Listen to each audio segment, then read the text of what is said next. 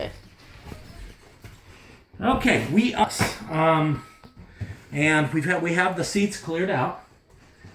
Seats are loaded up. We're actually moving them to storage. We've got a brilliant idea we're doing for a side thing with that. You'll love it. And what we're doing right now, we've got down here, we've got the floor down to this part. This is about 3 or 4 panels back. I think we're about 3 panels back. So this is about 12 feet back.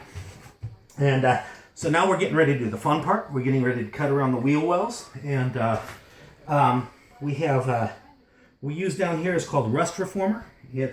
Rust-Oleum makes it. There's another competitive product. What it does is turns it into a paintable surface. Because the rust in this case actually comes up from the inside. You have 20 plus years of kids' boots, coming in when it's rainy, muddy, icky, and all of that leaking down through the subfloor, and that's what you got. Looks great underneath. We just have some rust inside that we have to deal with, and the primer will do it. The primer back there is a rusty metal primer. We found it before we found the Rust Reformer. So all of it is meant to protect the rust.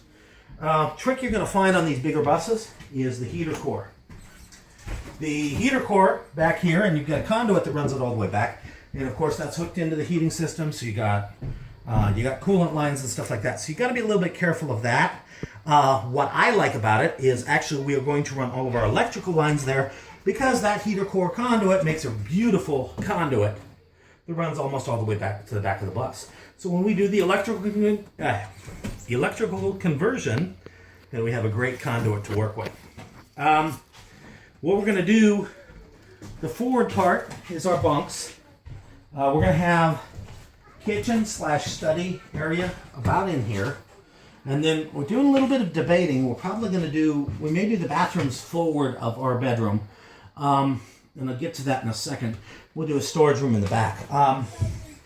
One of the reasons that we're looking at the bathrooms forward of the bedroom is if we go ahead and put our bed long ways, then we're going to have to take about 7 feet. So I've got enough room to sleep, a little bit of stretching and stuff like that. If we go sideways, we have a full 7 foot 6 inches, but we only have to go with about a 4 foot width. The trick is we can't have anybody happen to walk past our bed. That's not going to work. So that's why we figured we'd possibly put the bathroom forward of that and then the storage area behind it. And then what we will do, instead of putting regular mattress on our bed, we're going to be using foam rubber for all of the bunks and covering that. And we're going to put a panel that you can lift off that's about 3 foot wide, 2.5, 3 foot wide, so that we have a walkway around it. And we'll have the panel where you can lift it off to get back to the storage room from inside the bus. And so what we're going to do back here, the goal is we're going to go ahead and build a shelf back in our storage area. We're looking at about 60, 70 cubic feet below where that shelf is, another 60 to 70 feet above.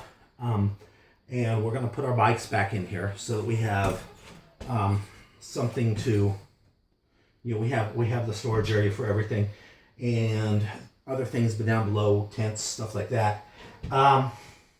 We are actually looking for somebody who can do the metal fabrication to go ahead and build us a deck out the back that can hinge down.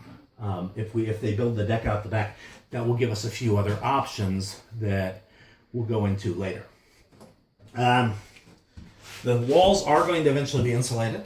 One of the things you find when you get into the bus, you have these little lips, and the lips are where the seat's attached to, the little ledges there, and they're very dirty. We've got to get them cleaned off. Those ledges, actually make a very valuable tool for attaching things to the side. As you can see, I'm 6'2", and I've got about 2 inches of clearance right here in the center of the bus. I'm going to lose about 1/2 inch of that, about 3/4 of an inch when we have the floor completely laid. But it's a decent head clearance. I don't feel crowded, I don't feel cramped, and I don't have to duck. So that's the important part. So we're going to kind of get back next week. Things I'm thinking over the future. I kind of want to go over the waste disposal system with you. I think that that's something that will actually be interesting because we're working with something a little bit different. We are going to be working with composting toilets, which it's kind of a misnomer to call a composting toilet because it's really more of a pre-composter. So I kind of like refer to it as an aerobic waste disposal system. And we're going to be doing that. We're going to still be outfitting it with the black tanks, the freshwater tanks, the gray water tanks. It will be outfitted with all of that so that, because we have to for insurance purposes, also when we do go to RV parks and stuff like that. But we are trying very hard to keep our environmental footprint at a minimum. And so that's why we're looking at things like composting toilets and things that might be a little bit less conventional than the norm.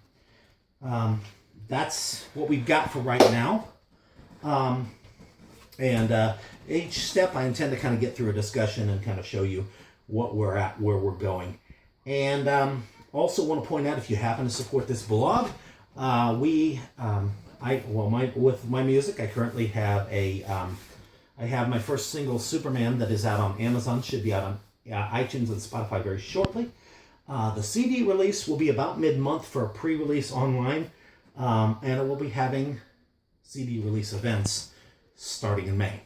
So, signing off right now, and thank you very much for watching, and thank you for supporting the Justice Family Hoping Machine.